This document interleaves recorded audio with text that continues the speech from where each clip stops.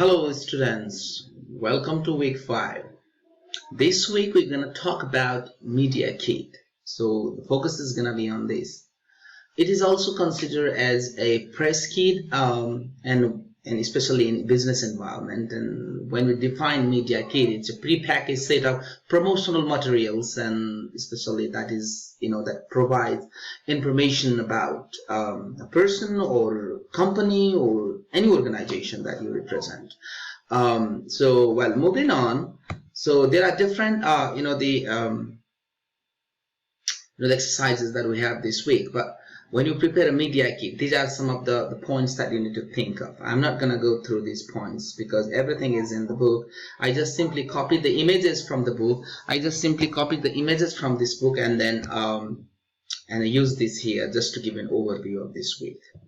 Talking about media kit, you have a fact sheet, and there is a description of a fact sheet as well in your book. What is it about, how to write a fact sheet and everything. Okay, so I'm not going to read that. And also there's a historical fact sheet and PSA, which is called public service announcement. You need to know the primary purpose of PSA. There are two different primary purposes. One is to inform, another is to persuade. If you are going to inform, then you need to do a lot of research because it needs a lot of information. If you are going to persuade, then you need a little more interpretation than information.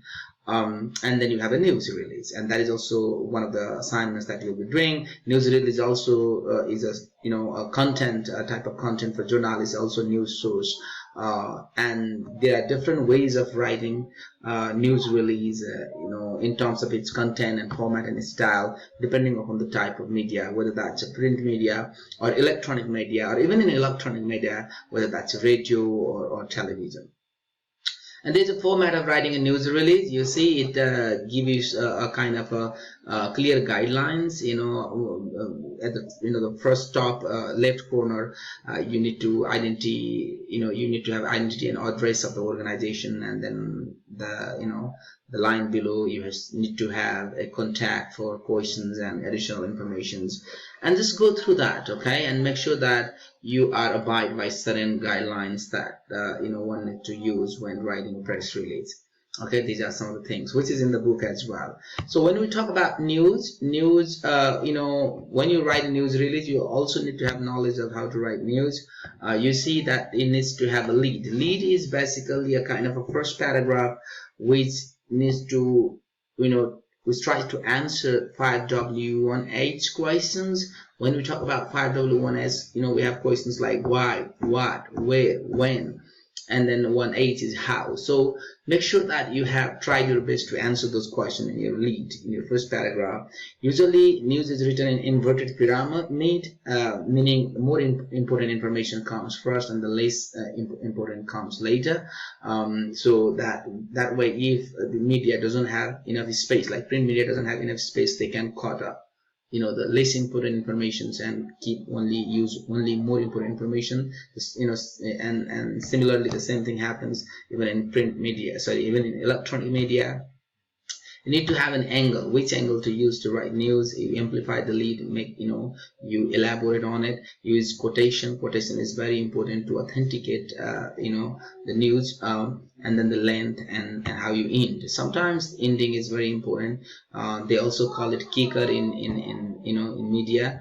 And there are some of the news release checklist. Okay, please make sure before you submit your news release or send that news release out to media houses, make sure that you have answered these questions, or you have addressed these questions in your news release. Okay, so I'm not gonna read these questions. Make sure that you have address these questions very well. And also logistic needs of news media at news conference and speeches. These are some of the points that you need to go through to make sure that you have knowledge of these things, and these are the reference materials for broadcast media as well. Okay, so read them. And these are very important concerns for you when you are going to write a compelling headline. What you need to make sure that what you need to know is what you have in here. So make sure that you go through this as well. So this week you have 3 different assignments. One is fact sheet, how to write a fact sheet. Make sure that you read chapter 5 Okay, it clearly explains to you how to write a fact sheet. Okay, so here's a question for you: write a fact sheet about your organization you present. Please include the following. Okay, this is here. And also you will be submitting your profile final draft. Last week you must have gathered your peers feedback.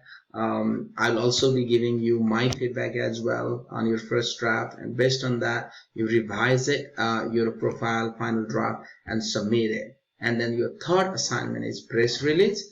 Again, we already went through the press release, and also there's a lot of information in your in chapter 8. So go through that and make sure that you address all the concerns or the questions one need to know about writing press release. Okay, and write a press release, either for an electronic media or print media, but make sure that you mention that, which media that you wrote this, you wrote the press release for. Okay, you need to clearly mention that there, so that way I understand.